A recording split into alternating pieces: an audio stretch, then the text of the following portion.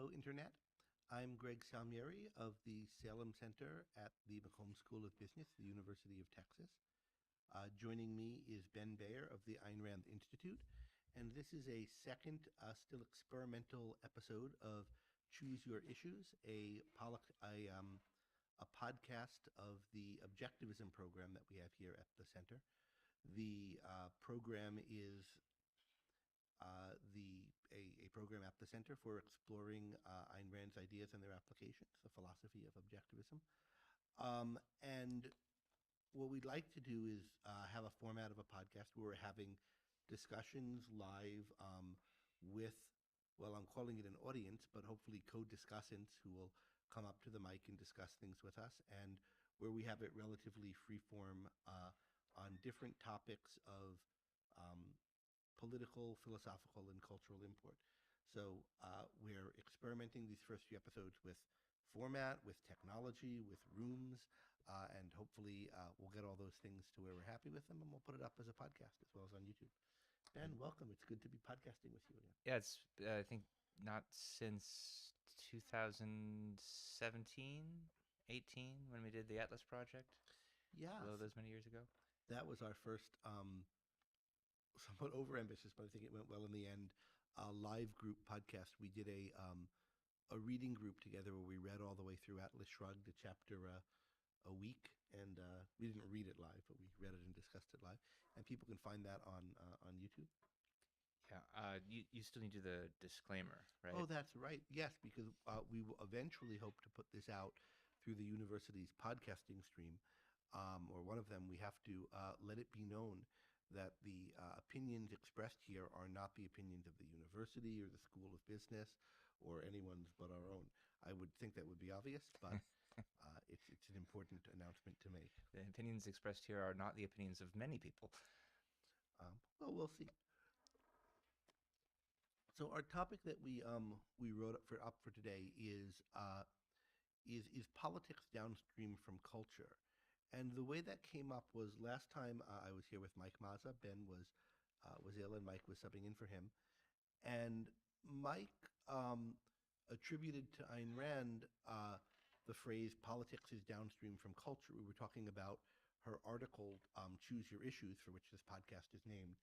And in that article, she makes a point that I think could well be summarized with that phrase. But it's not a phrase I think she ever said that I ever heard of her, and it's one that I've heard attributed often to Andrew Breitbart, about whom I know very little, but that gets used in a range of ways in current discourse on politics that has given me pause as to how close it is to what Rand meant by it, to what I think is right about this idea of politics depending on culture. Do you want to start maybe by saying a little bit about your take on what Rand's view is that might be expressed this way, or at least what the kind of first pass of evidence is on that? Yeah, so Rand's view is that politics is downstream from culture in a very literal, causal, and logical sense. That is, she thinks that it's the basic philosophical premises of a culture that give support for and influence the political ideas, and therefore the political structures that end up getting actually instituted. And this is something that is true not just of politics, but about a lot of other products of a lot of other cultural products. So aesthetics is downstream in some sense from philosophy. Art is the voice of philosophy is a line of hers, and this is because she thinks that philosophy is, whether people have it explicitly or implicitly, it's the basic kind of operating system of human cognition. It's your basic views on the nature of the universe and your place in it, who you are, where you're going, what you ought to do with yourself. And I mean, these are questions which you have to answer if you're going to decide, what do I want my society to look like? How do I want to govern it? What sorts of policies do I think are important to implement? And so that's kind of a straightforward way in which she thinks politics is downstream from culture, because culture includes something like philosophy, includes a lot of other things too. But the central thing, I mean, if culture is kind of the basic uh, set of ideas that are guiding a society, then well, its ideas about what's right and wrong are going to influence its ideas about what's the right and wrong kind of government to have, and that's what we mean by politics. Yeah, I mean, the piece we had in mind last time, and for which we named the show, is Choose Your Issues. And that's the first article she writes in her Objectivist newsletter. This is her, she's now going to be writing a periodical monthly commenting on the issues of the day. And so she's keen to spell out her orientation and, in particular, relate what she's doing to other people or groups that are commenting on issues of the day. And so in that, particularly, she's distinguishing herself from conservatives. But the distinction she's making is we're not all about politics. We have a position on political issues, that is she and her co-authors. But because we're a philosophical movement and political positions follow from more basic positions on issues in ethics, on issues in epistemology, that is your view of knowledge, on issues in your view of what kind of a world we live in, your metaphysics. And so as she put it in another context, or I think it's even in that article, I'm not primarily an advocate of capitalism, which of course she was an advocate of capitalism, but of egoism. I'm not primarily an advocate of egoism, but of reason. And so this idea that there's a kind of hierarchy to these claims, and that colors how she approached political analysis and advocacy. She's seeing what's happening in the politics of the time as a result of deeper ideas in the culture. She wants to comment on, fight, try to change those deeper ideas where she thinks they're wrong. And she is trying to understand the particular changes, fights, arguments that are going on in politics now as manifestations of these deeper things. And that thinking of them that way will help you determine which issues are more important, which ones really need to be focused on, which ones are a distraction or not important. I can think of two ways in which this view of hers is important. Two ways it's important to what she's trying to say to her audience, not just in that article, but in a lot of her other political commentary, including a piece we might talk about today.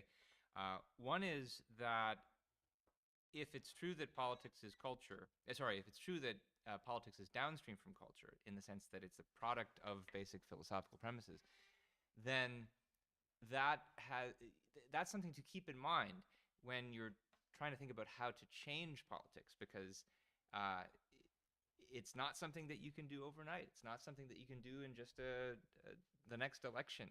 So it's a way of kind of counseling patience on the part of probably some people in her audience who are saying, why can't we engage in some kind of, isn't there some kind of political activism that's going to change things overnight if we just vote for the right person? And then the other thing is that, and it's more of the same, which is if you really want to change the culture and our political culture in a direction, in the kind of direction that Objectivism recommends, laissez-faire capitalism is the political position of Objectivism, then she brings this point in to remind the audience that about just how radical that position is, because it's a position that's a product of, for one thing, a moral philosophy that's radically distinct from the conventional Judeo-Christian ethics that's accepted all across the board in our politics today.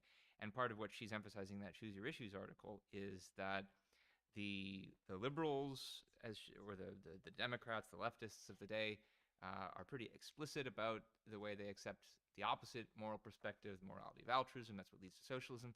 And the Republicans are not radical in the way that Objectivism is. They're just reacting to, she characterizes them as reacting to the leftists by saying Me Too, or by saying, let's do a little bit less of what you want to do, but there's no fundamental challenge. And so if you want to change the current political system, you'll have to engage it in a very radical way at the roots.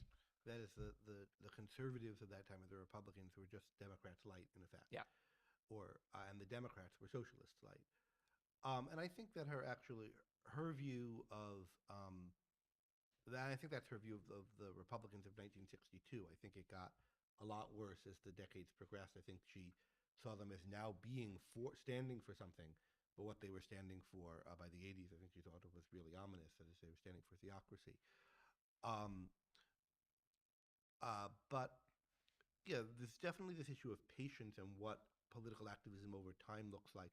She wrote her analysis of the Goldwater campaign after the fact. Was it's earlier than you think? That if it's not, we can't have. It's not a time in political history where there could be a candidate advocating for, however tepid a version of laissez-faire as Goldwater did. So part of what she's saying, if she were to use the expression that politics is downstream from culture, it's way downstream in a sense. But part of, yeah, I mean, it's interesting how much of an earworm that phrase is. We're having trouble even framing the point now, having heard it, not in terms of that phrase, so that politics is derivative on deeper things, or politics is, but it's just such a downstream is. I almost want to think about whether there's something wrong with the phrase, that it's because it feels so natural to use. Yeah. I find it tempting. And it's ambiguous, which when we started digging into what the Breitbart folks actually meant by it, you might interpret it sort of along the lines that Rand uses it, but there's other things they say that contraindicate that it means something else to them. Yeah, Doesn't mean a causal influence. So let's say this starts with this Andrew Breitbart. This phrase is attributed to him by a number of people. He doesn't seem like he ever used it in a speech or anything public. I don't know that much about Andrew Breitbart himself or what he thought. Clearly, he founded and started the magazine Breitbart. By the time I became aware of that magazine website, I think it was probably already being run by Bannon, Steve Bannon, who then went on to further notoriety. I mean, I thought of it as what I used to call still call an outrage porn site. There are sites like this for each political constituency that their purpose seems to be to try to get you outraged about something by saying whatever they're going to say in the most exaggerated way, and you have to dig through the story a lot to try to figure out what's actually true. So it's not an outfit that I ever had much regard for, but I gather it might have been different in its earlier years than it was when I came upon it. Well, the articles that we found on this topic suggest it might have been a little different because they're a little bit more intellectual. But the thing that I've noticed about it lately that I think is consistent with your outrage porn characterization is there's a lot. They seem to have cornered the market on serving as a kind of aggregator for this liberal leftist celebrity said this outrageous thing.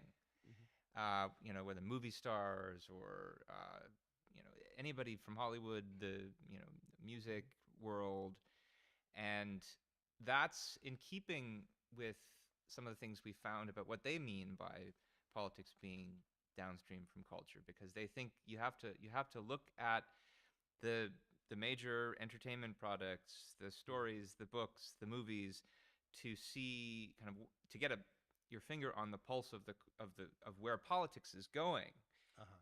And it's part of why I said before it's ambiguous what they mean by it, is because on the one hand it seems like they're saying, and so we found this article by Lawrence Myers, politics really is downstream from culture, and that's from Breitbart in 2011, so that's like more than 11 years ago at this point.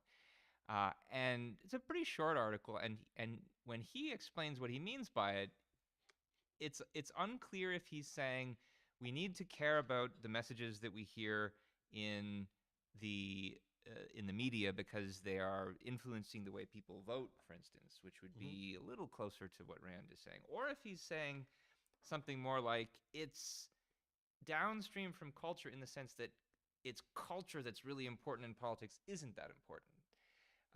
And you should care about what's happening in the culture because those are sort of the battles that are worth fighting over. And there's even more of that interpretation, I think, in the other article we read. But I mean, do you have initial thoughts on that? Isn't this connected to the narrative that I on the one hand think is a conspiracy theory and not serious, but on the other hand think there's a real truth that it's getting at about cultural Marxism and the liberals' long march through universities and through the institution and the Frankfurt School and so forth. So this idea that there's a socialism failed at the ballot box in America, but there's been an attempt to infiltrate cultural institutions with kind of Marxist ideas or ideas coming out of that same worldview, that these are now coming out. They've taken over the universities. They're coming out in all kinds of cultural products. They're in the movies, etc. And that's kind of shaping our culture, shaping everything about our culture. If you want to fight back against Marxism, leftism, socialism, all these things maybe run together, communism, and of course they're similar. That's what you have to fight back against. I think there's that kind of idea, and that sounds like, here's culture. The left has the cultural high ground. They're winning the war of the culture, and politics is going to come after that. And so conservatives, anti-leftists, people who are opposed to some politics they expect coming from the political left have to man the barricades of these things they might not have thought were important. They might have thought what matters is to read Milton Friedman or something and argue about tax rates and markets, but really the war is to be fought over something else. But then that brings out a third possible interpretation of what they mean by this, which lends more to the ambiguity, which is now that not only do they not mean that the political institutions and perspectives of a culture are products of its culture. It's more like the other way around. It's like they're saying people start with their political views, and then they just have to capture the newspapers and the movies and so forth in order to use them as propaganda, in order to spread what was already their pre-existing political perspective. You have to go upstream to put your poison downstream, and or something like that. And maybe it's reciprocal. Go upstream to put our antidote in if they think they have the antidote. The other thing about that is that point, like I said, I think it's in one way a conspiracy theory and at one level true. It's a conspiracy that there were a group of people who thought we can change the world by capturing the schools, and they've done it, in some systematic way. But I do think there is influence of ideas does propagate that way, and that was very much Rand's view writing in the 40s already. This is 20 years before she starts her newsletter and does the stuff we were talking about. In a course I'm teaching now on policy, co-teaching with Carlos Cavallo, who runs the center. One of the things I had have the students read was parts of a pamphlet by Milton Friedman, Roofs or Ceilings, and parts of an exchange between Ayn Rand and the people starting FEE, the Foundation for Economic Education, which put out that pamphlet. And she was arguing early on, you can't just have a foundation for economic education if what you want to do is promote individualism or stop the spread of collectivism or socialism, because the issues aren't economics. People believe these kinds of economics because it fits with their moral views. And economics is later. It's important, but it only matters and only is influential on people in a framework that's set by deeper commitment. And you really need an education on individualism, including its particularly political, and below that moral, and below that philosophical aspects. And that's what she, I think, then saw herself doing later in her own publications. The point you made about conspiracy theories reminds me of an article that I wrote on Rand's view of conspiracism.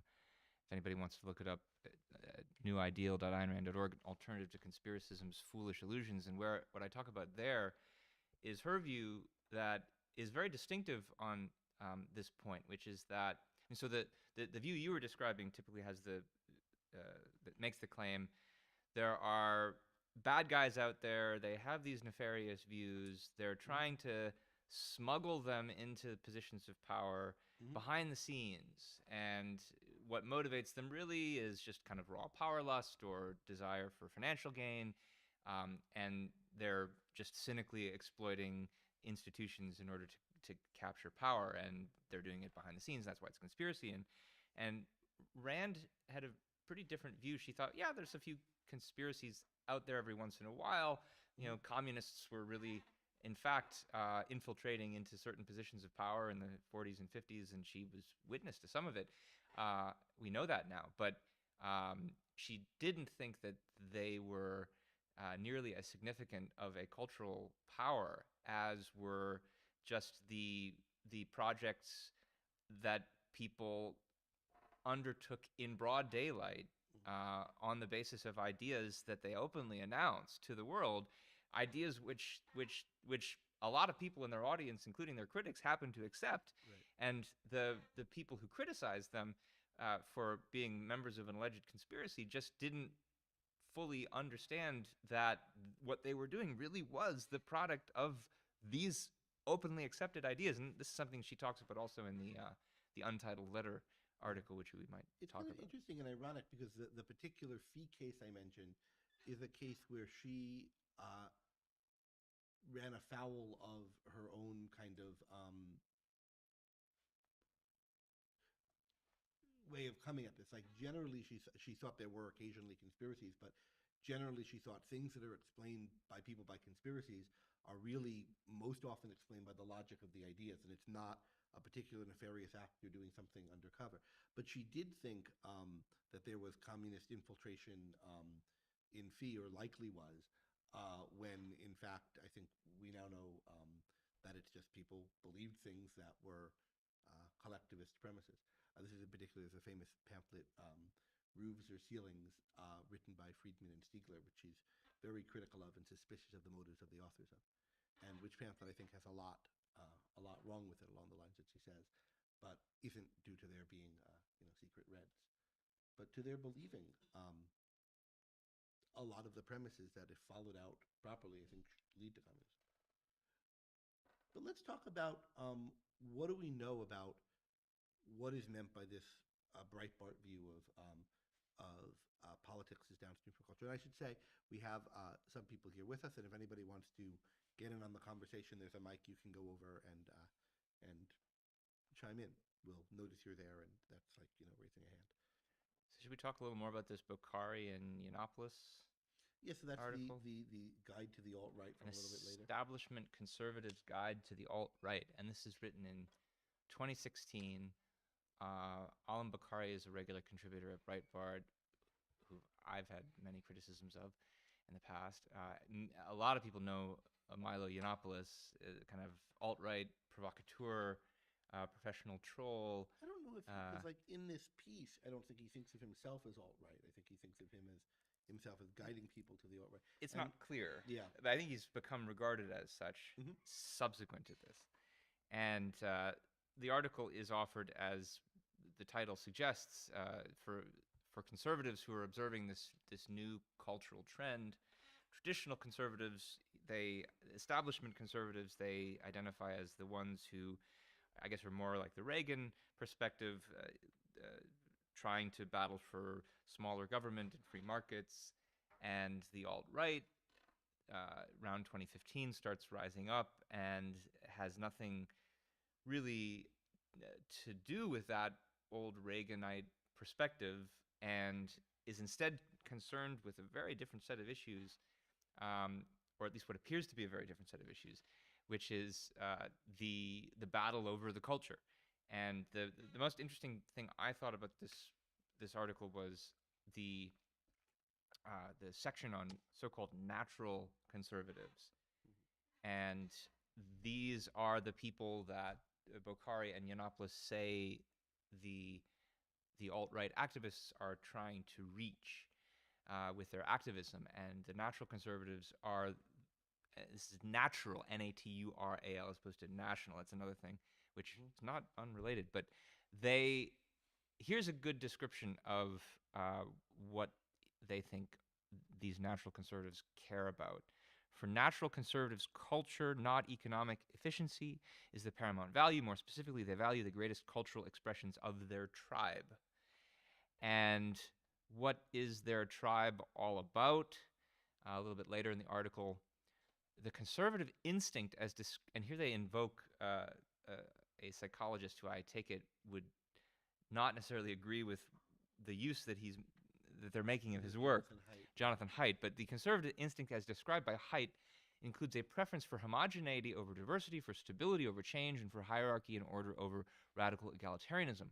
Their instinctive wariness of the foreign and the unfamiliar is an instinct that we all share, an evolutionary safeguard against excessive, potentially perilous curiosity, but natural conservatives feel it with more intensity. And the significance, I take it, of drawing on Haidt here is, so Jonathan Haidt is this a psychologist who's made a big deal about how there are certain, what he calls moral foundations, which are personality traits that different people had different foundations that they naturally tend toward or tend to rely upon thinking about cultural political controversies. And he emphasizes a lot about how these moral foundations are kind of raw, basic, primitive, emotional dispositions. That it's, what's the analogy he always uses? That it's the emotional tail that wags the political dog, or something like that. The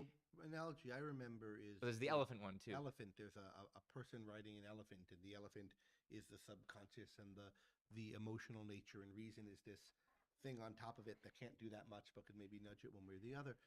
But part of the emotional makeup, according to Haidt, and he has a lot of, what I think of as evolutionary pseudo-explanations of this, not because evolution isn't real science, but because evolutionary psychology, I think, mostly isn't. There's a lot of evolutionary explanation of it, but the kind of key point is that there are different normative elements, different kind of things that matter to people, that are at the core of their moral beliefs. I think he identifies 5 or 6. He identified a certain number, and then I added one, and I forget, which was the lower and which is the higher number. But there are things like, cleanliness and purity versus being adulterated, equality versus inequality, and several different ones, and that kind of drive people's values in their thinking about ethics and thinking about politics. And noticed that among different, and he identified these kind of in different cultures, different groups of people at different times, but also noticed that different kind of political or ideological movements appeal to more or fewer of these, and part of what sorts people into different movements, he thinks, is if a certain movement only appeals to a subset of them, but you're somebody who by natural inclination has other ones larger in your motivational set, you'll be more attracted to the other groups. And liberals had a kind of too narrow, in his view, set of the moral foundations they appealed to. But crucial here to understanding what this has to do with the natural conservatives is, for Haidt, these kind of basic emotional personality types that sort people politically, you can't get beneath them. Mm-hmm. You can't analyze them or justify them or rationalize or give rational arguments for why one is right rather than the other. They're just kind of starting points. Or why one has more weight than the other. Yeah, and then when people form their political or other cultural viewpoints, they're in effect rationalizing a certain perspective on the basis of their pre-existing emotional dispositions. Mm-hmm. And so that's like being a press agent. Yeah, and that's the elephant analogy, right? Because you may think, if you're riding on an elephant, that you're in control, but really that elephant is the one that's in control.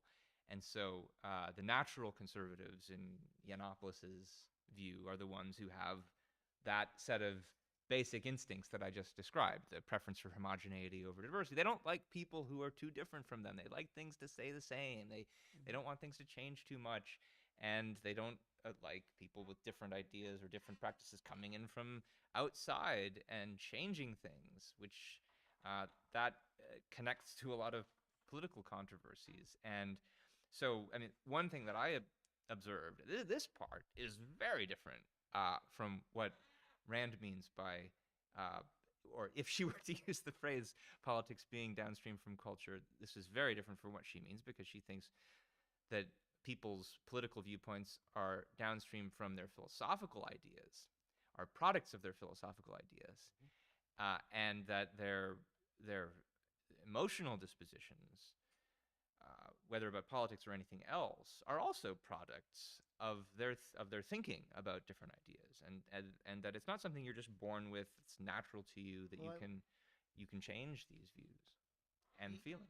yeah, I want to understand how this is connected to the downstreamness or the politics. So there's the idea is that different people are what drives their politics is in part different natural differences among us, and but that wouldn't tell you about culture, and that's also what drives culture. That wouldn't tell us about whether politics or culture are downstream from one another yet. There's this added view that part of what's going on is we have a culture war that is sort of displacing, marginalizing, offending against, somehow. I think marginalizing might be the right way to put it. The people who are natural conservatives, and now we have a faction in our uh, cultural political landscape that's mobilizing them, and they can't be mobilized around the political issues directly that you know conservatives of the prior generation, the Reaganites or the people at the Dispatch or something now, would try to appeal to. They can rather be mobilized by appealing to these more visceral gut level instincts about like they're changing the world. This isn't your kind of world. They're coming for your suburbs. They're coming for. Well, that's something that was said. Um,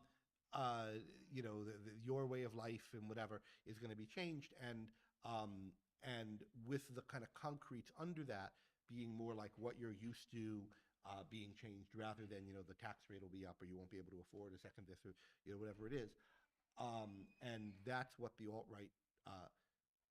right as a political force is sort of good at mobilizing. Was the idea? But that's this is part of the reason why I think the way they use this phrase is so ambiguous, because this is some of the way that this article talks about natural conservatives as a factor in the alt right movement is part of what makes me think when they talk about downstream, they might not be speaking so much of a causal relationship, but about sort of an order of importance that And that a temporal relationship. We have to fight this.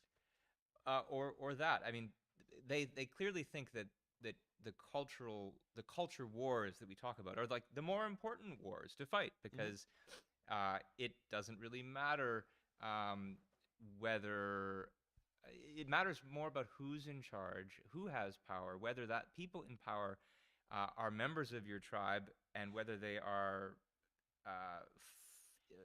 fighting to uphold the values of your tribe so much, more so than what kind of tax system do we have, how many regulations are there, what's the level of welfare spending, etc. Yeah, I think that's right. I mean, part of it is a claim that prior era conservatives, Reaganite conservatives, were really on about these issues, these financial kinds of issues or economic kinds of issues. And there's this other kind of thing that's the really deep or important stuff, or the stuff that really matters, and that stuff is well and good in its place. I mean, that's not my take on the history of the conservative movement, for what it's worth. It certainly wasn't Rand's take. That I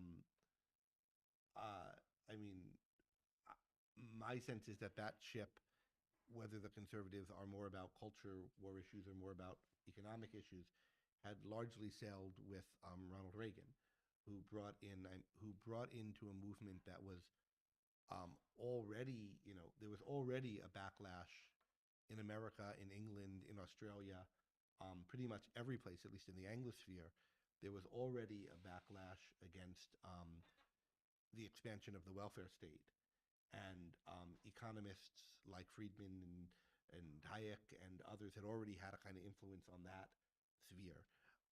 What I think happened in the wake of Reagan in the States um, was a kind of close identification of that movement with a culture war interested religious right, an anti-abortion movement that had been no part of this thing previously, or not necessarily had been.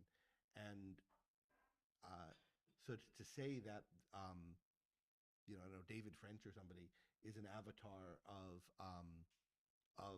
all we care what we care about is Reaganomics or something, seems to me to be strange. These are people who are largely motivated by or a big part of their motivational set is religious, culture, war kinds of issues, but just maybe not in this louder way as was true later. But we've got someone at our mic. So, hey. Yeah, hi. So I wanted to. It just seems weird, like sort of talking about the alt right in like 2022 in many ways. Like I was sitting down, I was thinking like, what year is it? Like 2016. Especially because the article by Milo Yiannopoulos and the other guy, I forgot his name, but I feel like at that time there was almost like two strains of the alt right. I guess you could say you had like the sort of like more you had like the sort of more moderate, like sort of Breitbart. And then you had the more sort of like talking mag alt right, I guess you could say, with people like Richard Spencer, people like Paul Gottfried, and people like people more on that sort of side of the thing. And so I was just wondering, what do you think about that divide there? Or do you think that was a thing, or like how do you like sort of play that?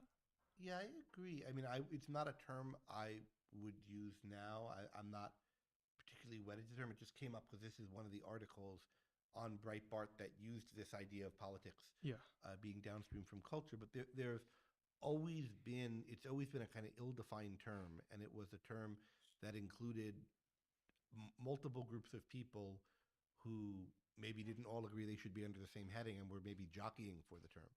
So I don't have a strong view as to who we should consider under this umbrella or whether we should use it at all. In a way, I think all of these people are part of the same trend. But I think Ronald Reagan and the Reaganite Republicans are also part of this trend. And it's kind of accelerating. Wait, in what way? What trend? Which trend? A trend of tying anti-socialist politics to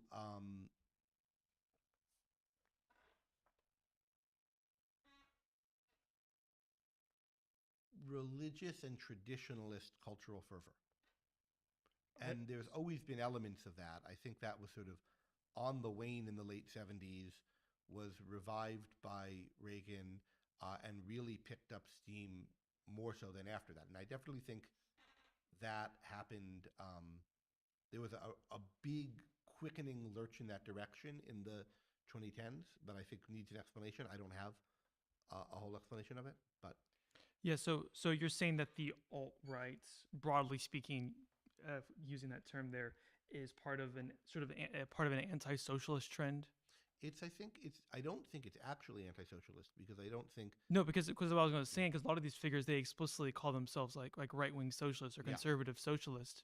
So I think the way I think about it is, I think the political movements in a country don't really have stable ideologies. So I think it's in the nature of politics in an electoral system, but really almost in any system, that it's going to fracture into two main opposing camps at any given time, just because you need allies to do politics and you form coalitions and so forth. So there's always in a party with a country with a first past the post election system like we have, you'll tend to have two parties, but in a parliamentary system, you'll have dozens of parties, but there'll be two basic coalitions between them and so forth. And I think it's a real achievement when what unites the parties or the coalitions or the members of a coalition is any kind of issue of principle. I think it's usually united by other kinds of accidental sociological factors.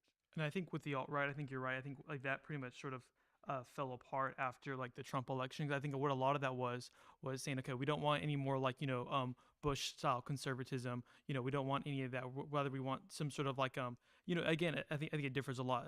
They want some sort of populism, some sort of nationalism, some sort of tribalism. I think Trump, because he was so eccentric and so just he could just say whatever, everybody in that sort of sphere could see into Trump what they wanted to see into him, right? So there was a sort of like a low level sort of like, I think, like de facto agreement. Okay, we're not going to attack each other on the Trump issue. We're all going to sort of kind of be for Trump. Even if they didn't make it that their whole thing, they're at least able to sort of find a common ground amongst all these people that they want to get Trump in office, and they were sort of living that energy that that 2016, 2017, or 2015, 2016 election energy that was really there. That was like fun. It was exciting. At least compared to this last election, which I found was very like it was just not there. So I think part of what was in common maybe Yeah. among those factions that are very different from one another, if they are in their views, is that there's some kind of letting one's hair down or letting the guardrails off that were on polite conversation before, or moving the Overton window wider, but maybe not agreement on exactly which of its edges you want to push. Yeah. No, I think there's something really true about that. To say a bit more about what I mean by the coalitions not being, actually, I don't think, I think part of what happens, because there's no ideological unity to the factions in the politics of a country, or at least there isn't necessarily. It's an achievement when there is there's a lot of jockeying for what is the left, what is the right. The left and the right are two factions in the country that define themselves in opposition to one another, and are basically peopled by people who dislike the other faction, right? But for different reasons. And so you can get things where you have people thought of Reagan era conservative, or even like basically 20th century, late 20th century American conservatism as this three-legged stool. People used to put it like foreign policy, hawkism, or anti-communism and anti-Soviet foreign policy, combined with free markets, or relative free market, or opposition to expansion of the welfare state, and combined with some respect for traditional religious values, or being more pro traditional religious values, right? So those three things: the religious conservative, the free marketeers, and the more aggressive the foreign policy hawks. Those views don't have anything to do with one another ideologically, but maybe those three people, those, if you think of them as independent factions, but they were influencing one another, and people who liked one view tended to accept more of the other view, even if there was no logical thing tying them. It's just the circles you're in, who you're reading, etc. And there was always the question, and you could do a similar thing on the left, like what is the factions that make up the left, right? But there's always a question of what side is driving this, and who are the people who are just along for the ride, and they're kind of, and there are different, like who's driving it ideologically, what are most of the voters most turned on by, and so forth. And what I think you might think of the change, whatever you want to call it, that happened in the mid 2010s, right, is you might have thought that the economic conservatives, the pro-market people, became or turned out to be a lot less influential, a lot less of a part of that stool, or that movement, than they had been thought to be previously.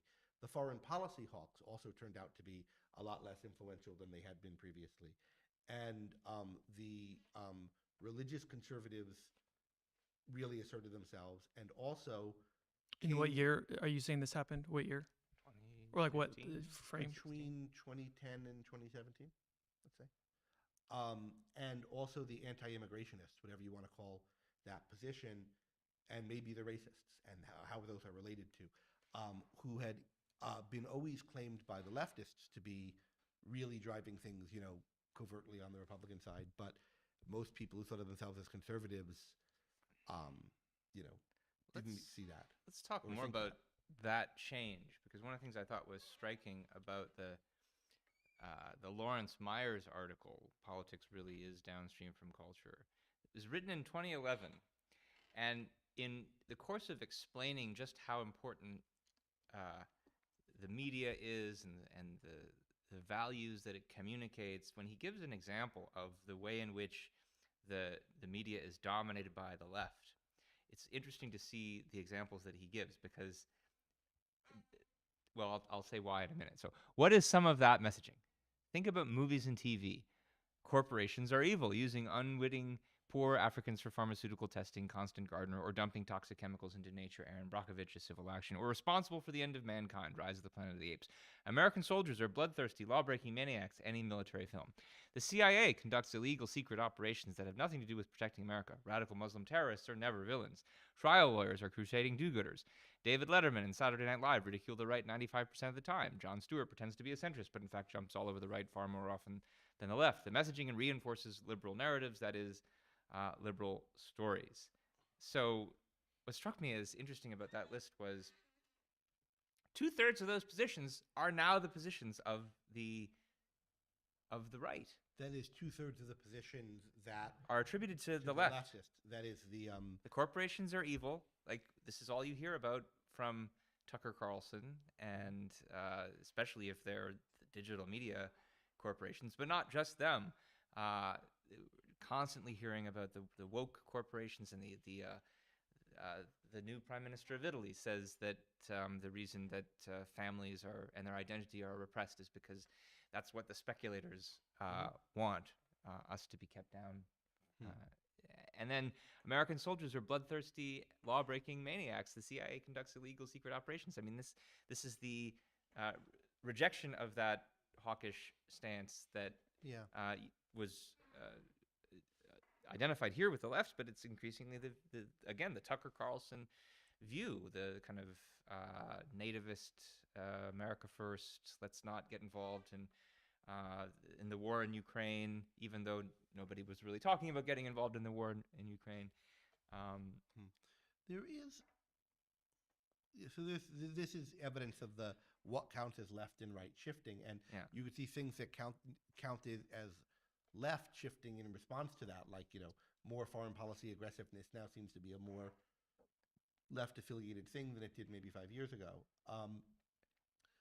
But no one's pro corporations, but that's part of why I think this is interesting is because what does account for that change on the view of cultural change that this position about there are natural conservatives and different people have different moral foundations, and you can't get beneath it. What accounts for that kind of cultural change? Because it's not like the conservatives who've made the change undergone a genetic transformation, have been suddenly raised differently in different environments. You might think the following, and this is what I think a lot of the thought leaders on the current right think. What someone like Tucker Carlson, I suspect, thinks, right? You might think that the constituency for conservative views, the people who are unhappy with the direction that the Democratic Party and maybe some of our elite cultural institutions are taking the country, with what gets taught at Harvard and stuff like that, the people who are unhappy with that kind of stuff were, for a time, hiding their views. and were being led by politicians or their political representatives really didn't share their mindset. These people had been sold a bill of goods by the Reagan package or by whatever it was sold by, that what really matters is protecting corporate interests and having low tax rates, and they were sold a kind of Milton Friedman bill of goods. But that's not the thing that ever really mattered to these people. They were kind of, duped into going along with what the corporate interests wanted. And some of what the corporate interests wanted might have been good, but it was never the important part of it. And now that group is, feeling its oats and taking charge back and taking control of its old movement, and putting in their place the smarty pants economists who are really not that different in their values from the leftists, but just think that markets work better than some of the leftists. Yeah, I think that's the story they would tell to try to explain the change. But then there's the question of how much sense does that story actually make? I mean, what is it that would actually have occasioned certain people to come out of the closet and to abandon other views? What is it that would have discredited the views in their minds? Is the idea that, hey, certain kinds of ideas in politics can be subjected to the test of evidence, and the evidence stopped coming in, and so these ideas looked like they weren't actually true, because that wouldn't conform with their way of thinking about it, which is that these viewpoints are just sort of baseline presuppositions that can neither be true nor false, that you just have them. Yeah, and I don't believe this kind of genetic determinism of political views or political allegiances, but I do think there is something right to that narrative I just told. That is, I do think that right of center American politics, and here by right wing I just mean like the social group of people who, like, maybe they listen to Rush Limbaugh or vote for the Republican Party or watch Fox more than they watch MSNBC or whatever, and the union of all those groups, because those aren't the same groups, or join the Federalist Society if they're in law school, right? That kind of social network. I think that, in fact, the broad base of that social network, for a long time, starting maybe in the 80s, maybe not starting then, but accelerating in the 80s and accelerating a lot in the 2010s, was not primarily driven by the kind of wonkish, economisty kind of stuff that many of the intellectuals in that movement were driven by. And for that reason, the intellectuals lost control of that movement. But there's a question as to why then and what gave the lie to it. Let me bring up, though, another issue that comes up under this politics, culture, what's downstream thing, where I also think there's something right to the kind of right-wing narrative, but it's leading to something that I think is really wrong also. So think back to the forward strategy for freedom. This is George Bush saying, One's old enough to think back that far. we're going to invade, or we're going to liberate, rather, Iraq and Afghanistan and so forth. And then once we do this, it'll create democracies. And So all people yearn to be free. All people yearn to be free. Everybody will be happy. They'll welcome us as liberators. They'll set up democracies. It'll serve as beacons of hope in the Middle East. And it'll be a kind of cascading domino effect of freedom. They're going to have governments just like us or whatever. And there were some people at the time saying, no, this is not going to happen. This isn't right. It's not the case that all people want to be like, Americans or Canadians or English people or French people in their political structures. There are plenty of differences among all those countries I just mentioned, but they have a lot in common as opposed to Iraq, right? Rather, there's a kind of culture that has to be in place before you can get these kind of political institutions functioning in a culture, in a country. You can't just parachute into Iraq, kill a dictator, set up a thing, and expect something like our system of government to be up and running in a couple of years, right? And that criticism has a lot going for it. Michael, we're getting some feedback that the sound is low, and my mic in particular. So I'm going a little closer to my mic, but just, that's some feedback we've had. Anyway, so the people claiming that the Bush-era interventions in the Middle East wouldn't go the way Bush thought they did, right, proved to be right. I was among those, I wasn't prominent, but I thought that criticism had a lot of merit to it at the time, and there's something right about it. But that suggests that, like, no, culture is something deep and embedded in a place, and you can't just graft a different kind of politics on it. And maybe, too, what's good about our culture is not something that just can be changed with a change of law or a change of policy. It's something deep and baked into the zeitgeist of our people and so forth. And if you think that, then you think there's something really to be valued about our people and the ways and mores of our people, and we should be worried about things that maybe are messing with that. And if you follow up that line of thought, right, well, all of these immigrants are coming. People want to bring people in from other places. Maybe they don't have the right equipment background. Maybe it's genetic, or maybe it's not genetic, but it's kind of enculturated over generations and so forth. And if too many people come into America, they're going to change America. It's not going to be America anymore. It's going to become like one of those countries that they're coming from. We can't rebuild our society with other people's babies, said, I forget his name, but one of the Republican politicians. If you listen to Amy Wax, the tremendously controversial professor at University of Pennsylvania, who's come to national attention, some kind of academic freedom controversies, part of the things that she's saying that she's caught so much heat for is, well, Asians, they're from a kind of docile culture, and if we have too many Asians in elite American institutions, they're not going to be, the kind of people who are going to value freedom and so forth. This is a kind of idea that you might think follows from Iraq didn't work, right? There's something about those people over there that they can't just have American-style institutions. Maybe there's something special about us people over here, that we can have them. And if we let too many people in, you can see where the concern about immigration could kind of come out of that. And I think that kind of thing, there's something special about us and our Western civilization, and it's under attack.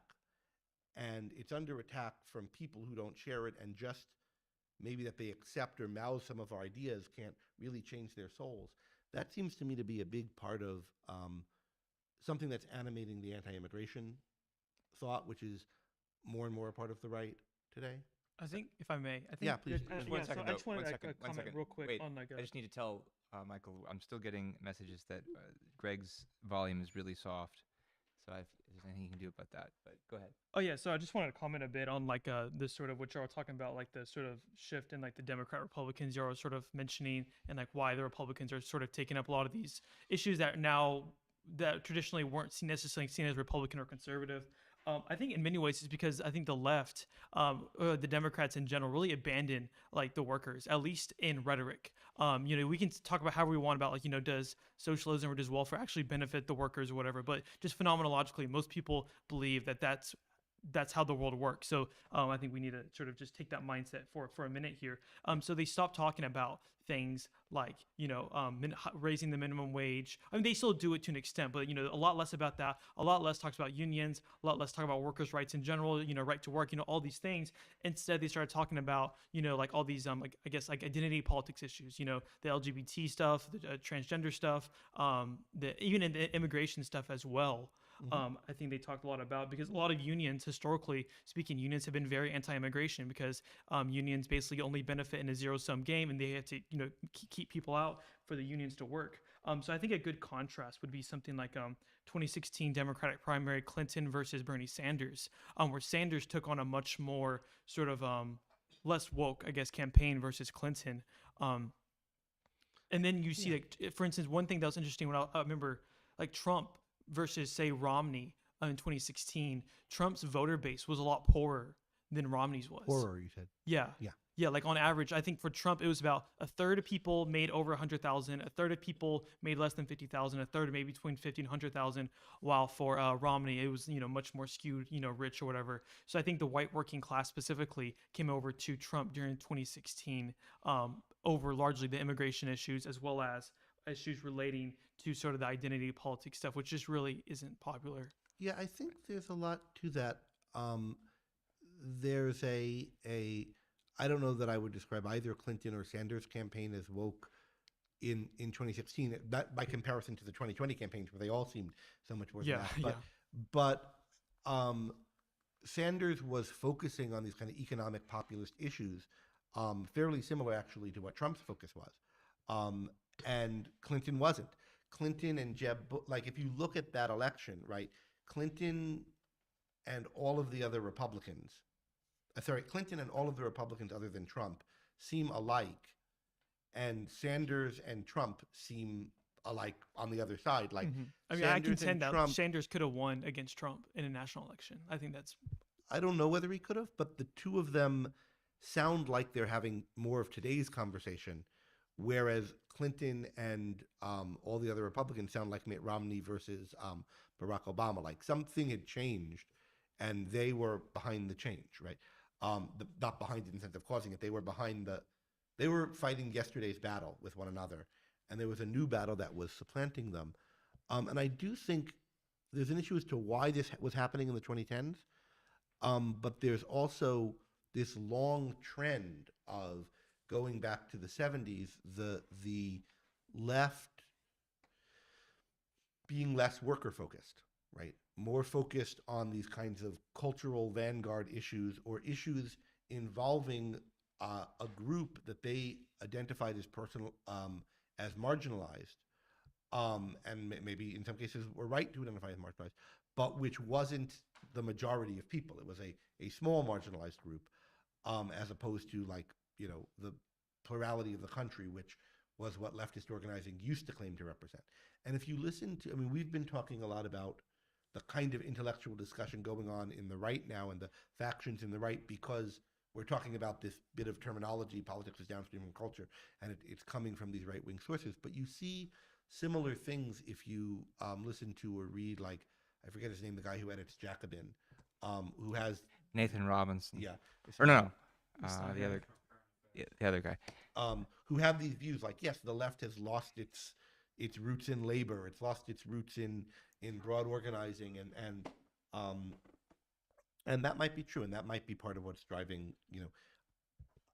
I don't think Bhaskar either Sankara. of these political parties is just reacting to the other. There's something kind of like seismic that's happening in the culture and affecting both. If I may propose I think in many ways, if you look at, I know earlier y'all were talking about the sort of history of the conservative movement a bit, but I think if you take a more macro view of the history of conservatism in general, and not just restricting it to the Anglosphere, but also going on to continental Europe as well, I think that you'll see, and this might be a bit controversial, but the right historically has been sort of anti-capitalist, while the left has been not pro-capitalism, not necessarily, maybe not capitalism in this sort of like Randian sense. I know you guys have a sort of specific definition of that, but they've always been for like the so-called third estate. Like going all the way back to the French Revolution, it was the left, the people who sat on the left of the whatever chamber it was, they were the people for the third estate, the people who were for, the sort of, as Marx would call them, the petite bourgeoisie, the people in the city who were doing manufacturing, who were doing, small crafts and all these things, whereas the right was sort of like against that. They were more like a feudal reactionary or whatever. And I think you see this, for instance, if you look at, say, like interwar Germany, like Weimar Germany, the sort of German conservatives there. I mean, if you want to find a critique, a very unabashed critique of capitalism, or very flamboyant critique of capitalism, just read some of these conservatives from Germany in the 1920s and 30s, people like Oswald Spengler, who derisively called Marx just merely the stepfather of socialism, and then goes on to write pages and pages against the horrors of capitalism. So I think in many ways I'm not really surprised by this shift. Maybe I'm a bit young, so I don't have the historical perspective that many of you do. But however, just like looking at this, like historically, I'm seeing these things like, yeah, it seems sort of natural to me that if you have a right that's based on things like identity, more like tribalism, collectivism of some sort, then a sort of anti-capitalism is almost going to come with that. However, as Marx said in the Communist Manifesto, all that is solid melts into air, all that is sacred was profane. And what was he talking about? He was talking about capitalism. So in that sense, if you want to have all these sort of like social things come about, like the LGBTQ stuff, the gender stuff, immigration, all that, capitalism is better at doing that than sort of collectivism or like, state, like a more like reactionary sort of What do you mean government. better at doing that? So I mean, historically, like socialists, like sort of like right-wing socialists, I guess you would call them, they have advocated for things like immigration restriction, while the sort of capitalist West has largely been, or I know you guys have a specific definition of capitalism that's probably different from mine, but however, they've been much more sort of keen on like immigration. And I think that Capitalism plays has out in been the a numbers kind of as well. liberatory force. But I'm what sorry? is Even on capitalism, you're saying it's been a liberatory force on social issues. But what does Yes. that have to do with the other social issues you mentioned? You mentioned ones? LGBT rights. Oh, because Transgender. well, in their view, and I would hold this view as well, capitalism was able to liberate people, liberate quote unquote people away from the family, so they're able to do more. Instead of having to, marry and have children, or whatever, they can just go live like sort of decadent lifestyles in some Okay. major city, or at least what I would call decadent. Okay. I mean, it strikes me that there's definitely something right about the idea that the current trend of the so-called right toward more tribalistic politics is, in a certain way, everything old is new again. That this was the what was once called the conservative position in continental Europe, and this is the Burkean conservative view, so-called, that Whether you it's hear. actually Burke's. I don't think Burke applies here. Yeah, Well, but I think Burke's a kind of mixed case between the two. So, like if you think about Locke as a traditional, Locke and Thomas Jefferson, let's say. No, he's not a traditionalist, but as a traditional left, right? In other words, 19th century left. He's now not 19th century, but a hero of the 19th century left, right? Or the 19th century liberals. And you think of the kind of Hegelian European right of the 20th century. And then you say, yeah, or you think of Alfredo Rocco or any of these kind of people, and you think like, where does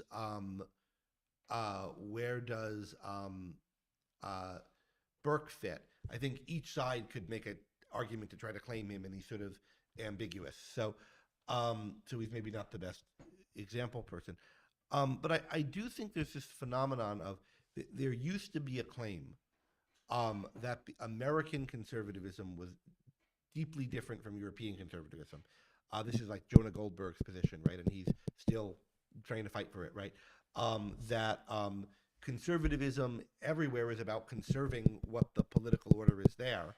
And in America, where we have a liberal, in the kind of Lockean sense of liberal political order, the conservative is the person who wants to conserve that. And so he's somebody who's like deeply ideologically different from the European conservative. Yeah, I think in many ways there's almost like ontological differences between Europe and America, right? But part of them, what I think is interesting, is to the extent that that was true, that's part of what's, I think, fallen away. But I don't think there's much, there's a lot less difference between what's called the conservative in America today and what's called the conservative in Europe than there was in 1990. I think in many ways, though, that's the Americanization of the European right rather than the Europe. I think there's, in a way, there's been like, I guess, a continentalizing of the American right, but I think more so there's been an Americanization of the conservative right. So give me the evidence of that. So for instance, when these people, when these sort of conservatives, like the new Italian prime minister, like there's all these quotes of her talking about how she likes like Thatcher and Ronald Reagan and all these other things like that. And I've talked to some of these people who are in Europe, and they're like, yeah, like a lot of our so-called like, center right, liberal in Europe, meaning it's sort of more like, right of center. They're very like American, and they've sort of taken up, they're no longer like these sort of Hegelian conservative revolutionary old Hegelian types, rather they've more taken up an American, I think just due to American cultural hegemony, especially over Western Europe. But insofar as Reagan and Thatcher stood for free markets, she's being very selective about what she likes about Thatcher and Reagan, right? Sure. I mean, I don't know the exact details. Maybe she is. I mean, and they were transitional figures too, so there's something to that. For the reason you were suggesting before, more Reagan than Thatcher. I mean, more Thatcher. Yeah. I like Thatcher a lot more. Maloney, who should know better, because Julia Cebola was a member of the MSI. She is a traditionalist in the worst sense of the word. She's just a vulgar person that buys into like traditionalist Catholic ethics with no understanding of theology. It's not a reasoned out, traditionalism or like fascist position that you could find in either Gentile or Alfredo Rocco. I suspect that most people these days who identify as conservatives and who invoke Reagan and Thatcher are doing it because these are noteworthy people from the past and want to be seen as being on the side of some heroes from the past, but without much invocation of whatever ideas they may have actually been drawing on. I don't myself know enough about Maloney to feel comfortable talking about her. She's someone who's, rose in international attention quickly, and a lot of what you read about her are kind of hot takes, and I don't want to give another hot take without knowing that much about her. But there is what I would want to see evidence of, to see a sign that there's been an Americanization of the European right, as opposed to or in addition to a Europeanization of the American right, is signs that the issues that European right-wing politicians are on about now, and that are important and central to their takes now, are issues that came from the American right in generations past, or recent generations past. Yeah, sure. I mean, I didn't expect to have this conversation. I don't have all the evidence on top of my head. Rather than that some figures are name checked. And there might be evidence like that, but I don't know of it. I mean, when I think about in the 1990s or early 2000s, what I thought of as European right-wing positions, it was much more opposition to immigrants, nationalism, and what I and not globalization, pro-economic. Well, I guess we can sort of, in Europe, most of the countries have parliamentary systems which allow for multiple parties. So oftentimes you'll have like, center party, center right party, and then what's considered like a right party. So I think more so I was saying like their general like center right parties have been Americanized, while in some aspects they're more right or so-called far right parties maybe still have that sort of European ethic to them. Yeah, that seems to me very right. So like Okay. Macron looks a lot more like an American conservative politician, right, of the 90s than Le Pen does. But even with Le Pen, there was that shift from her father to her, and there's a huge difference, a huge maybe like sanitization or very softening on some issues. Even Le Pen like repudiates the new right, and Right. Yeah, like people like Alain de The Benoit. point here and stuff about like Le that, she doesn't Pen, like though, them. isn't that she's evil or a monster or something like that. It's that the set of issues that she's on about is not like, let's have more free trade and so forth, right? So like that kind of set of American pro-market policies, globalism about trade, that kind of Ronald Reagan-y policy sets in economic policy. The thing that led Bill Clinton to say the era of big government is over, right? Like that kind of consensus, I think, is the consensus view of the kind of establishment parties in Europe too. And so in that sense, they've Americanized. But what's happened is the fringier parties in Europe have become more powerful there, and Sure, that's their fair. views have become more the views of the American right and left. I don't think it's. I'm much less interested in the question of whether it's European or American and who did it first than in the question of is it true? Mhm. And the Maloney example is a good opportunity since, from what I understand, a big part of what motivated her campaign is anti-immigration sentiment. You were talking earlier about how this anti-immigration view in America is an expression of this this view about the relationship between politics and culture, because they have the idea that if people from a radically different culture come into our borders, that will change our culture. They think for the worse, and I think we should Let's come back to that. let's come back to that and talk more about it, because it's for instance, is it true that immigration has caused a change in values in America? And one interesting data point to talk about here is that there's a lot of data lately in the last few years about how Hispanics in America are trending in the direction of the very conservatives who want to keep them out. And that doesn't really square with the idea that they are on about. So what are your views on that? I mean, I've always thought that was an obvious falsehood. I mean, the idea that there's something, I don't know, in the Hispanic DNA or culture or something that's going to make them perennial Democrats forever or socialists or something. Particularly people, I mean, you would have said the same thing about the Irish and the Italians several generations ago and the Jews, and those things were said, and we've seen how that played out with those immigrant waves, and there's no reason to think otherwise than with the Hispanic waves. And I remember driving through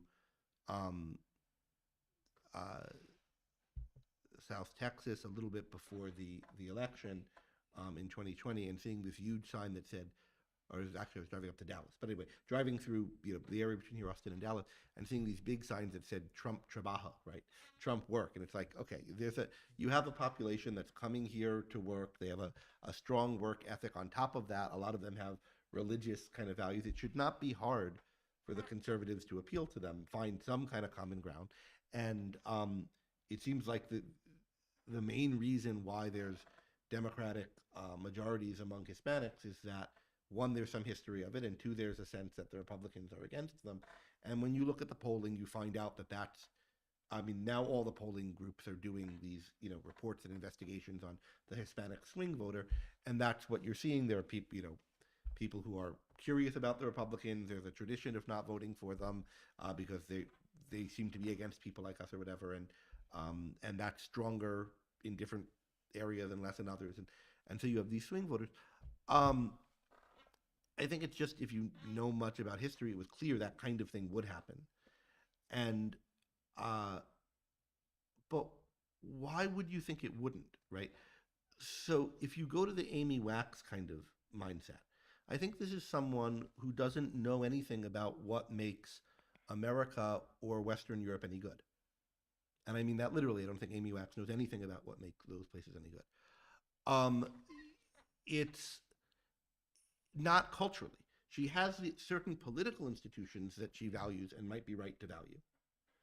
Um, and she knows that they arose in a certain country at a certain time.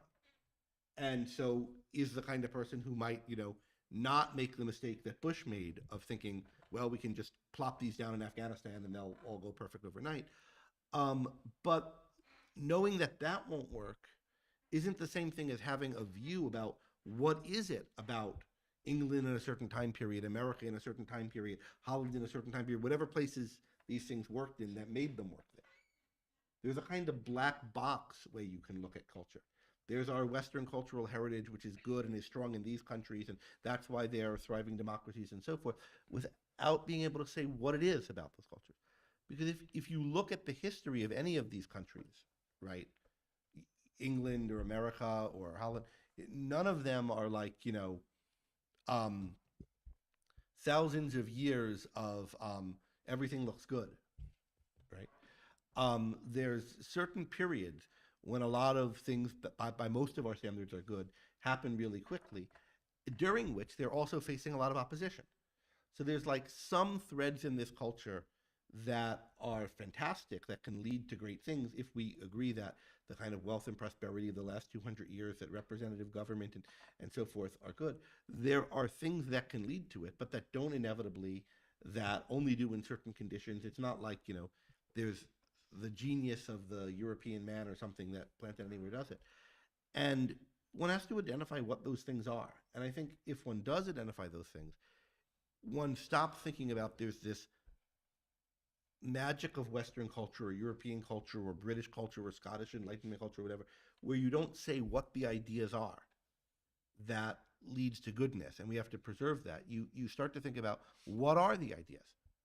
Can I? So Yeah. I want to jump in here. So I think, kind of going back to the alt-right piece, I think there's sort of perhaps like two views that you can be like against immigration on if you're a conservative. If you're more like the sort of like I know alt-right, it's kind of like a baggage here, but the more like say populist right side or whatever, or the alt-right, let's just say the alt-right side, your view of immigration, in my understanding, isn't that immigrants come over here maybe for like Milo, but I'm talking about the more like you say Talking Mad, Paul Gottfried, that sort of people. Their criticism of immigration isn't necessarily, these Hispanics come over here and they take our jobs and they don't assimilate and whatnot. Mhm. I think their view, on the contrary, is that they come over here and maybe they'll do the economic arguments. I think everybody's sort of allowed to do that within their mental framework, but what they would argue is that the problem isn't that they don't assimilate, it's that they do assimilate. So that they assimilate into they have a fundamentally different view of what makes the West great. It's not the past couple hundred years of all these bourgeois revolutions that bring about various sort of representative governments and capitalism, industrial revolution, free markets. No, rather what makes the West great is that it is the West and not the rest. Rather, instead of the West shouldn't be spread out everywhere else, because the West shouldn't be liberal. It shouldn't be like liberal in the most broadest sense of the word. It shouldn't necessarily be this classical liberal sort of revolution, this bourgeoisie revolution, whatever you want to call it. It shouldn't be that. Rather, it should be something that is for the Western people, and it should have its own sort of ontological grounding in itself. So, and that they would critique the current West for being, the liberal West. And the problem with these immigrants, I think they would much like these immigrants if they would come over and if they wouldn't assimilate, if they would, sort of create their own ghettos or whatever, where they have their own sort of values that they do. That's, sort of like, say, like Jews in Europe, historically speaking. All right. I think they would be much more okay with it if that was the case, rather than these people assimilating and becoming part of the problem. So and then you have in that. Go ahead, Ben. And if I'm sorry, and Enlightenment figures like Kant and Hegel, even though they strove for a cosmopolitan ideal, they did recognize that these issues of culture, the Enlightenment happened in Europe for a reason. And you see this very clearly in Hegel when he's writing the philosophy of right. He says that the Western thought is derived from Christianity. We have a different conception of freedom than, say, in Asia or Well, what's so in the different world. or special about the Christian conception of freedom versus Asia, and what is it about the West that the Gottfried types think is worth defending if it's not liberalism? Well, I would say And that this first we of said I would say that I would say volumes. yeah. So Yeah, I would say you that can first say and foremost, they would say something to the effect of like, oh, they don't have a methodological individualism. I think they have some form of collectivism that they work from, and then they feel like they need to value that collectivism. They But being, That, what that makes sort of a sorry, just tribalism is the they the immigrants or is the they the theorists? theorist. Okay, right? So then, what is so distinctive about that? let me I mean, just maybe. compare the legalist tradition in China to the civil law of the Romans. They're two completely different ideals of how society should be structured. So the traditions are different, but are the people different? That is there is the difference explicable in terms of some set of ideas, which ideas can be adopted by anybody? Well, Or that's where Kant and Hegel would say that potentiality, like potentially, we could all be the same. We could all be living under the same state. And some later, we could look at it in all right, where people are advocating that no, that cannot be achieved, and everybody must live in their own nation. Or even if to an extent they do think maybe that could be achieved, it's like it's not the world that they want. Don't want to necessarily like a depoliticized world. They want to have that front enemy distinction, because the front enemy distinction, cripping from Carl Schmitt, the front enemy distinction is what allows politics, and politics is what allows you to live a life of fulfillment. And they're sort of against a sort of sentimentality of sort of like, oh, peace and just kind of getting along to go along. No, they want to have something greater in life to strive for. What would be greater? What do you mean? Like, no, having to have a greater purpose, having like a cause, something that you could die for. Why is that greater? I'm just saying that's what they would argue. Do you have an idea of how they might answer the question, though?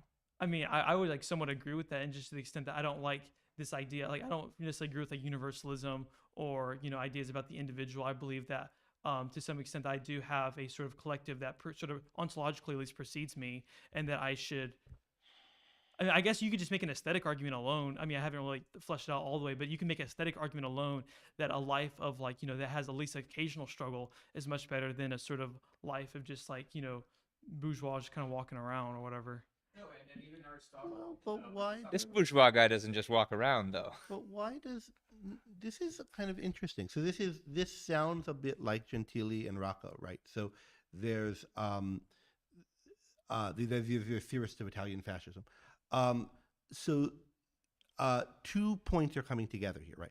One is that there's something wrong with the individualism of the classical liberal tradition, right? That we shouldn't view ourselves as individuals. There's some lack of meaning or whatever in that, and seeing ourselves as avatars of or parts of some great collective project, which is at the national level, or the level of a people at least, is important to getting meaning from life. That's one plank, right? And then another plank is that what's important to getting meaning in life is some kind of struggle, or it's not all just smooth sailing, right? Those things are potentially separable, but right, so you could think you can get the struggle as individuals, you could think we can get smooth sailing as the people, right? But those are two, I think, two themes I'm hearing in what you're saying. So what kind of struggle, I want to know? Like, and what reason is there to think that there's not struggle for individuals? If the struggle we mean is that the world doesn't give us manna from heaven, there's always work to be done to make your life and the life of the people you care about better. There's always more achievement to be had. I think It doesn't seem to me like you need a Volk to do that. On the other hand, if it's a struggle against a set of enemies and enemy people, where only one of us can be ascendant over the others and so forth, then it does seem a lot more like we need, it's a collectivist kind of my Volk against yours kind of thing. Yeah, so I was thinking it kind of goes back to having it like a not just like a business competitor or like an intellectual competitor, but an actual like enemy who you see as existentially your enemy. And then I think you can sort of maybe go with something like Ernst Junger's idea of like the worker, someone who lives in this sort of total state, and that everybody in the state is a worker. Everybody from the king or the sovereign all the way down to like the mothers and the factory workers and everybody in between, all the soldiers, all the scholars, everybody is a sort of worker in this state, in this sort of like total state. And it has a sort of goal that everybody's allowed to sort of join into and be part of this like grand struggle together. Even in Aristotle's Politics, Aristotle defines the state as ontologically prior to the individual and the family. So this isn't very outlandish, and I don't know. Well, it's not if outlandish. someone thinks of this, It's not outlandish. It's just so typical and so wrong. It's what human beings have been mired in for thousands of years until we learned how to live. And that's part of the reason why I was asking, what is it about this view of I mean, culture that would make the West so distinctive? Because Well, I think they would It's- say that it's like because it's just the West. The West it is has been the view and practice of societies all over the world, and going back to primitive tribes at the dawn of mankind. so. For instance, Tribes struggling as part of a common group against an enemy, and well, I so think they would deny, a sort of this a view of progress as it seems like you're espousing, like a sort of like, there's no like linear view of progress. There's no like sort of view of progress in that way, as well as like looking at like sort of sociologists like Hans Freyer, who Yet there is, because at one point in history, in certain parts of the world, and we can talk about why this was the case, people stopped being tribalistic and struggling against each other, and these periods also corresponded to some of the greatest improvements in human welfare that you've ever seen. And so, Well, but like, what is welfare though? Maybe welfare for you is something completely different from what welfare for me is. Like, if welfare for me, like coming from a religious background, if we have massive amounts of literal wealth, literal items that we can buy at the store, great food, great all of this. If that means that people stop going to church, then that's not welfare for me, because I have something higher. it is for me. Yeah, because that seems like you have like a more individualistic perspective. Yeah. But Yeah. part of going back to what the West is, though, I think that what the theory sort of says is that the West is not great because it is necessarily different. The West is great because it is a culture. But if you say the West is great because it's different, it's not like all the other cultures, then you're not saying that the West is a culture. You're saying the West is almost a sort of anti-culture because it's universal and therefore it's not a culture yeah, in there's a nothing good meaningful about, way, at least. I mean, my view is there's nothing good about culture whatsoever. There's nothing good about cultures of origin.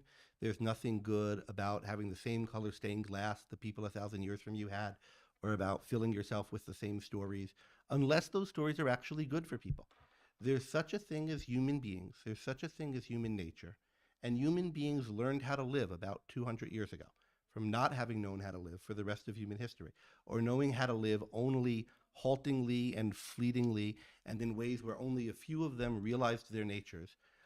Such that only a few people were able to live full lives, and almost everybody's life, therefore, was brutish and short and poor. And the great enrichment that we see starting about 200 years ago, when people start learning how to be free, learning how to value reason, learning how to value individualism, rejecting most of old culture, is, I think, humanity learning how to live. And it's really valuable.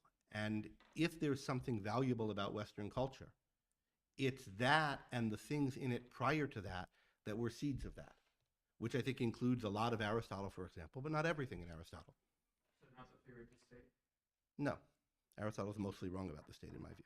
Interesting. Here's a way to tie things back to one of the things we started discussing, which is, so we just heard this view expressed that there are different views about what human welfare is constituted by. Individualists have one view, maybe collectivists have another. That strikes me as the kind of subjectivist, relativist view that somebody like Jonathan Haidt maybe would get on board with when he would try to explain, okay, there's these different moral foundations. It's not that one is right and the others are wrong. It's just that they have different ones, and people are hardwired or raised to acquire those perspectives. And to bring things back to why Rand rejects that view, I mean, it's you were just alluding, I think, to some of the kinds of facts that she points to try to explain why the ethical individualism that she advocates it's not just something that she was raised with or was born with. It was something that she argues for and tries to point to facts in support of. And that means then that not just other people, but whole cultures perhaps, which end up adopting the collectivist view that's in opposition to her view, she has reasons to think are wrong and not just different. Do you want to add anything to that take? Well, I mean, we haven't said that much of what those reasons are, but I think there's a coming to the point of like, is politics downstream from culture? What is what's meant by that? Or like, what is the history of thinking about this issue? In or the recent history, like take from when we're back in the 1960s and she's writing this stuff, and now there's her view is that there's something new, fragile, radical, already largely undermined about America, about capitalism, about this liberal Western individualist tradition, whatever you want to call it, that its ideological underpinnings have never been fully defended, that they've mostly been rejected, that people are trying to argue for it on solely economic grounds without really understanding the ideology that's essential to it, which is already mostly dried up, although exists in parts of our culture in the way of life of people and their modes of commerce and their ways of going on in the day, but doesn't have deeply accepted intellectual foundations, that already the intellectual foundations for it have been kind of undermined, and we need to kind of rediscover and fully articulate the kind of radical individualism that's presupposed in the founding tradition of America. An Enlightenment, pro-reason, pro-individualistic kind of ethos. And that what you have in the political scene at the time is people who are openly opposed to that and pro-socialism or some other kind of explicit collectivism. You have people who are very foolishly trying to associate or defend freedom, very foolishly in her view, defend political freedom and individualism by associating it with those elements of European tradition which are most inimical to it, namely religion, the argument from the depravity of man. And then you have people who are making purely economic kind of argument and trying to get away from that. There are deep moral issues here that we have to think about. And where are we now?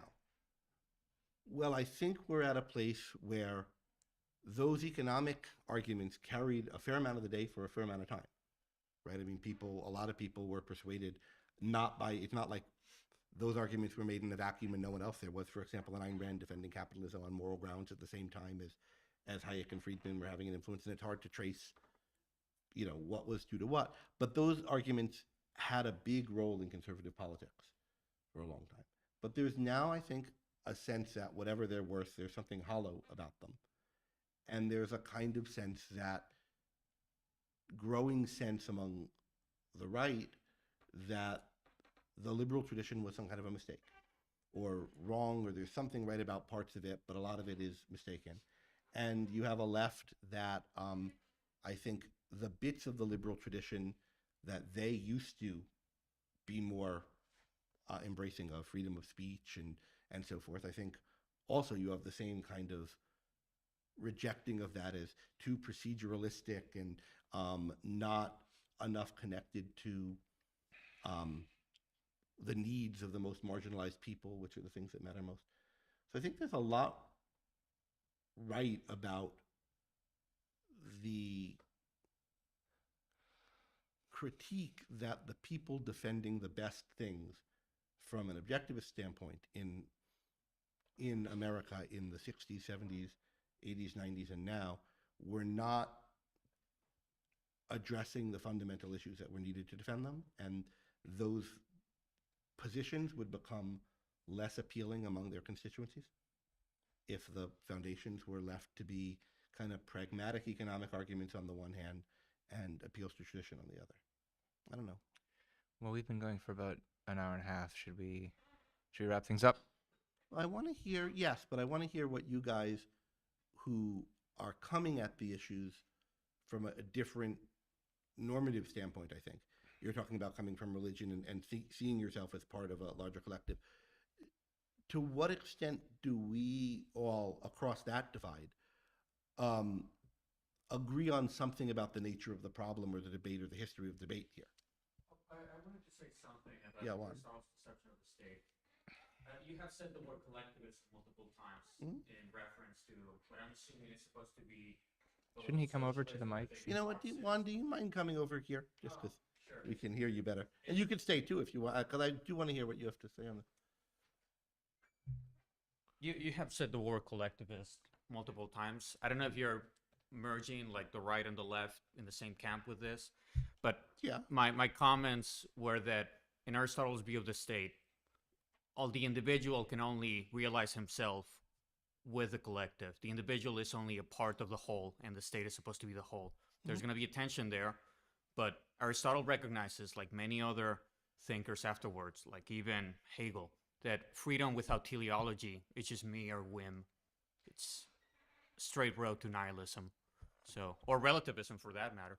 So why would teleology, insofar as we could talk a lot about what that means and what types of teleology there are, but why would teleology have to involve the subordination of the individual to a group?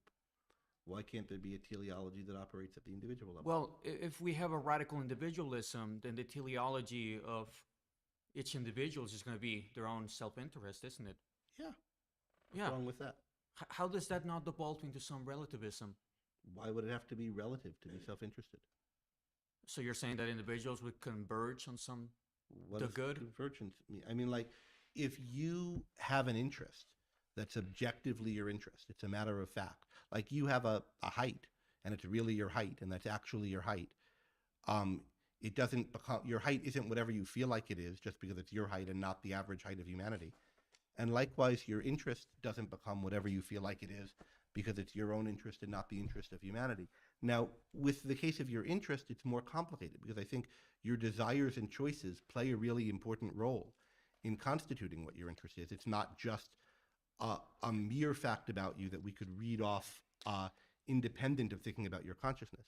But it's also not something that's just created by your whims or by your feelings. And this is I think a big topic and a topic for a whole nother show. But this is what Rand means by objectivity. So the objective as opposed to the subjective or the intrinsic is that which sort of just is apart from anybody's consciousness or processing of it. And the subjective is that which is just a product of somebody's feeling or their consciousness, but not fact-based. But what's objective is kind of rationally determined by a mind. And both the mind and its choosing and doing things are part of something's being objective, but also it's following standards and methods that are derived from facts and that keep it in touch with facts. And This is a discussion for another time, but the idea is the Randians will have a very hard time trying to first talk about what reason is and also how they ground that on empirical phenomena. Well, I don't mean, have a there's hard an time. I wrote a immense bunch about it. literature, mainly from analytic philosophy, about how scientific methodology broke down. Yeah. I mean, anybody that reads any Popper will realize how bankrupt that project was. And Kuhns, Feyerabend, they recognized that. And then later on, all of the attack on the Vienna Circle and the logical positivism levied by Quine, Davidson, Sellers, the project is still, I mean, logical positivist, But why would- Anglo-Saxon analytical philosophy today, they're still working on this. But So it's not why- a question that's settled by no means. But why would we take those guys as the avatars for reason? Or Well, in that basing- case, you guys have to build your own Well, we got conception of books. freedom and reason and empiricism. This is We've- a subject for another We've got books. So there's a book, whole other Concepts 7 on Their sessions. Role in Knowledge, which Ben and I are both contributors to, in which I think literally every issue you raise and figure you mentioned is addressed. I wrote my dissertation on Quine. And Ben wrote a dissertation on Quine, and I wrote a dissertation on Aristotle for what it's worth, although not these political issues. We should have another talk about But science and we should talk about Randism. the foundations of science or objectivity of scientific knowledge. But yeah, so there is a real question of what is it to what is it for values to be objective? Does it involve any kind of collectivity? And more generally, what is it to live a life based on reason, and what is rationality? And those are just the kind of questions that Rand thought are fundamental to political questions. And it's So- very hard because I have talked to people like what's his name? I can't remember. He's a very big Randian. I forgot his name. That's not giving me that much to go on. Yaron Brooks, Yaron, and he yeah. rejects any sort of dialectical reasoning. Yeah, well, I don't know What do you mean by dialectical reasoning? dialectic. That phrase. Like is any being used- dialectical reasoning, either stemming from Plato or Heraclitus. Yeah, I read Those that. are That's all- a hard position. I mean, what are we gonna do? Those That are all very different phrase things, has though. been used to mean so many different things, but I think it means something different in Aristotle than in Plato, Heraclitus, and the Kantian You also published an article on this, tradition. didn't you? Did I? I don't remember. I've talked about this though. And there's something one might mean by it, which is good, but what's usually meant by it, I think, is wrong. But these are all big issues. So what I was hoping we would find agreement on, and it's looking like we are finding agreement on it, is that these kinds of questions about what is reason, what is its role in life, what is it for a life to be meaningful, what is it that you get direction in life from, to what extent is that your own thinking, to what extent is your embeddedness in a culture, what kinds of embeddedness and what kind of culture insofar as it's relevant, that those questions are kind of fundamental to is Trump or Biden the better guy, or more importantly, to the kinds of questions that current policy debates tend to be on about. Should there be more or less immigration? Should social media companies be allowed to control their own content policy, or whatever it might be? But And not just the political, also what presupposes. The ontology of individuals and their role and relation to the state. and to one another and to reality, right? Because Precisely. their relation to reality is part of, if we differ on that, it's going to lead us to differ to the state. But so what I was hoping we could reach agreement on, and it seems at least you and I are in agreement on this, is that those kind of issues are beneath more standard political conflicts. Like, different positions you're going to have on that are going to drive very different ways of thinking about politics. Of course. It But all I goes don't know down to that- the fundamental questions. But I don't know that everyone in the, like, that's something significant we agree on, right? Like, because if we get someone off the street, they're just like, my body, my choice, or no, abortion is murder. And the fact that which side of that is right, in part, is going to turn on questions like this, might be something that would fight us on. And not just if you get someone off the street. If there are many ivory tower intellectuals that you might run into who deny the idea that there are such things as philosophical fundamentals, who many analytic philosophers will say are very anti-system, and will say, no, I can isolate any question in philosophy from any other just by making enough distinctions and subtypes, and you can bracket, hold fixed any number of metaphysical questions and still think about our intuitions on some ethical, political question completely separately from the metaphysics and epistemology. So No, the idea that there Yeah, are these they would think fundamentals that is... that is you and we, are muddying what could be a simple, clean discussion of what, tax policy or abortion policy or some other policy could be, by trying to bring in all of this crap about, people's relation to the state and reality. Can't we just, notice Be that empirical. if you put a price control on it, screws everything up? Isn't that just No, what- yeah, as Biko said, common sense is thought without reflection. I don't know if he said that solely relying on common sense, but anyway, I should let someone else speak. But are you sort of, if you don't mind, are you party to or opposition to the consensus about the interconnectedness of these issues? No, I think they're all interconnected. I don't like. I've stopped following like politics, like mainstream politics, because I just find it so boring and like lifeless. Like a lot of times, just arguing over like very mundane issues, and there's nothing interesting there really. And there's so much more broader phenomenon going on that to focus on that is like, it's like you're, I don't know, it's just not interesting to me. It's not. I don't think there's any much of substance going on there in any meaningful way. Most of, like 95% of the time. You didn't get excited about the controversy about Lizzo and the flute? I don't know what that is. It's just as well. Yeah. A hip hop star played James Madison flute, and people either like or dislike this fact. She's actually a very good flautist. Classically trained. I heard her play the flute. She sounded good on it. I'm happy the flute's come to attention, but this hardly seems like the issue of our time. No, I think so much of contemporary politics is noise and debates about really small differences. Like stuff that's not going to matter in like 24 hours. But I do think part of what thinking about these interconnected issues and these deeper metaphysical issues ought to do for us, and if it's not doing it for us, it's a sign that we're not doing it well or that we're wrong about the relations, is it ought to help us find some issues in the current debates, maybe not the ones that are at the center of the page of those debates, but some issues that matter, some issues where a difference could be made on, some elections where if this party wins or that party wins, it's going to make a difference, maybe not for the reasons most people are saying, but for some reason. If these kind of fundamental questions about human beings' relationship to reality, to one another, to the state, matter, if they are fundamental, which means a lot else turns on them, then they should have some bearing on the decisions we're making now, and not only at the level of, oh, if we could reform the world and have exactly the politics I want versus exactly the politics you want versus exactly the politics, I don't know, AOC wants or something, which one would be better? But also, like, what things that are politically feasible today count as important steps in the right or wrong direction? Because if something is really, really good or really, really bad that might happen, there's a way to get there from here. And part of what having this philosophical perspective ought to be able to give us is some sense of where are we going with the choices that are being made in contemporary politics.